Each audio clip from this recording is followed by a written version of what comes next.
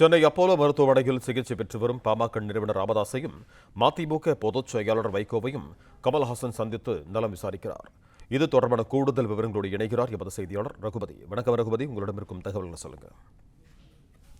பாமக நிறுவனர் ராமதாஸ் மற்றும் மதிமுக பொதுச் செயலாளர் வைகோ ஆகியோர் உடல்நலக்குறைவு காரணமாக சென்னை 1000 விளக்கு பகுதியில் உள்ள தனியார் மருத்துவமனையில் தற்பொழுது அனுமதிக்கப்பட்டு சிகிச்சை பெற்று வந்து கொண்டிருக்கிறார்கள். அவரை நேரில் சந்தித்து நலம் விசாரிப்பதற்காக மக்கள் நீதி மையத்தின் தலைவர் கமலஹாசன் தற்பொழுது அப்போலோ மருத்துவமனைக்கு வருகை வந்திருக்கிறார். அதனைத் தொடர்ந்து வைகோவின் மகனான துரை வைகோவும் தந்தையின் உடல்நலம் குறித்து விசாரிப்பதற்காக அப்போலோ மருத்துவமனைக்கு தற்பொழுது வருகை தந்துள்ளார். அதனைத் தொடர்ந்து சேலம் மேற்கு சட்டமன்ற உறுப்பினர் அருள் அவர்களும் தற்பொழுது நேரில் வந்திருக்கிறார்கள். மருத்துவமனைக்கு உடல்நலக்குறைவு காரணமாக அனுமதிக்கப்பட்டுள்ள ராமதாஸ் மற்றும் வைகோ அவர்கள் தீவிர சிகிச்சையில் இருந்து வந்தார்கள். தற்பொழுது இருவருமே நல்ல உடல்நலம் தேறி வருவதாக கூறப்படுகிறது. குறிப்பாக ராமதாஸ் அவர்களுக்கு ஆஞ்சியோ சிகிச்சை அளிக்கப்பட்டு குணமடைந்திருக்கிறார் என்றும் சொல்லப்படுகிறது.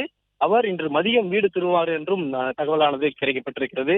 மதிமுக பொதுச் செயலாளர் வைகோவும் சளி இருமல் பாதிப்பு காரணமாக அனுமதிக்கப்பட்டிருந்தார். தற்பொழுது அவருடைய உடல்நலத்திலும் முன்னேற்றம் அடைந்திருப்பதாகவும் தொடர்ந்து அவருடைய மருத்துவர்கள் இருவருக்குமே அந்த கண்காணிப்பில் வைக்கப்பட்டிருப்பதாகவும் கூறப்படுகிறது.